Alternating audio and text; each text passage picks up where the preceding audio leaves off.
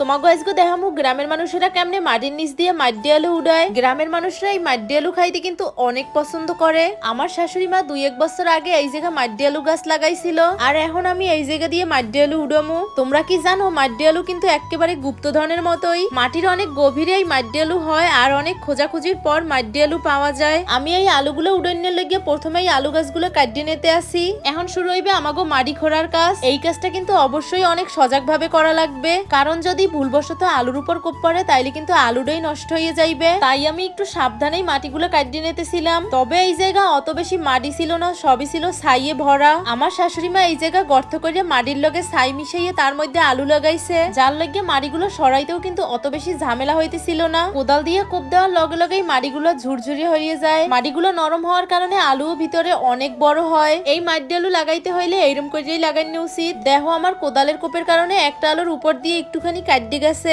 আমি কিন্তু আলুর চারিপাশ দিয়ে গোল করে মাটিগুলো সরাই নিতে আসি, যাতে আলুটা উড়াইতে আমার একটু সহজ হয়। আমার একটা আলুর ভিডিওতে তোমাদের যে পরিমাণে কমেন্টস দেখলাম, তাতে তো আমার মনে হইতেছে তোমরা এই আলুটারে সবাই খুব ভালো মতোই চেনো। আমার মনে হয় তোমরা সবাই খাইতেও অনেক বেশি পছন্দ করো। আমার কাছে তো এই আলুটা খাইতে ভালোই লাগে। এই মাটি আলুগুলো শীতের এই সময় চিংড়ি মাছ আর ধনেপাতা দিয়ে রানলে খাইতে বেশি মজার হয়। এছাড়া ইলিশ মাছ দিয়ে খাইতেও কিন্তু কম মজার হয় না। এই যে দেখো তোমাকে লগে কথা কইতে কইতে আমি একটা আলু পাইয়ে গেছি। তবে এই আলুটা বেশি একটা বড় হয় নাই, কিন্তু হ্যাঁ চিন্তা করিও না, আরো কিন্তু আলু উড়াইনে বাকি আছে। দেখো আমি একটা সাফল দিয়ে মাটিগুলারে পাশ দিয়ে সরাই নিতে আসি। যে পরিমাণে শক্ত করে মাটিগুলারে ধরে রাখতেছে, আমার তো মনে হইতেছে বড় একটা আলু আছে। এই মাটি সরানোর কাজগুলো কিন্তু আমি অনেক সাবধানে করতে আসি, যাতে আলুগুলো কাটতে না যায়। আমার মাটিগুলো সরানোর কাজ প্রায় শেষ, এখন আলুগুলো সব উড়াইয়ে নেওয়ার পালা। এই যে দেখো আমি কিন্তু আরো একটা গুপ্তধন পাইছি, মানে আরো একটা আলু পাইছি। এই আলুটাও কিন্তু অত বেশি বড় হয় নাই। এখন আমি উড়ামো মাটির নিচ দিয়ে সেই অমূল্য সম্পদ। আমি তো অনেক সাবধানে এই অমূল্য জিনিসটা উড়াইতে আসি।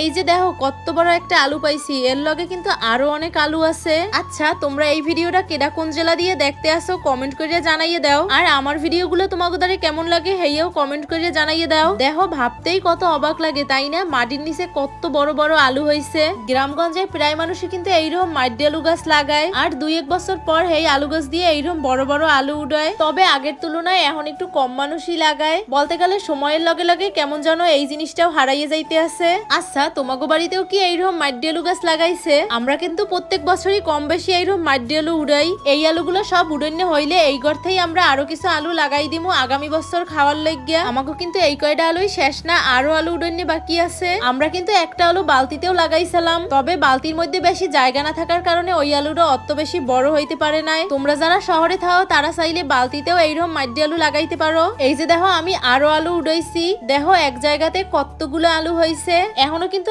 আরো আলু উড়াইনে বাকি আছে। এই আলুটা হয়েছে এই আলুগুলোর মধ্যে সবচাইতে বড় আলু, আর এইটা উড়াইতে যাই এই আলুটা ভাঙ্গে গেছে। এখন তোমরা সবাই আন্দাজ করে কত এখানে আমি কয় কেজি আলু উড়াইছি, আর আমার ভিডিও তোমাদের দ্বারা কেমন লাগছে তা কিন্তু অবশ্যই জানাই দিও। দেখা হইবে আবার নতুন কোনো ভিডিওতে। Bye bye.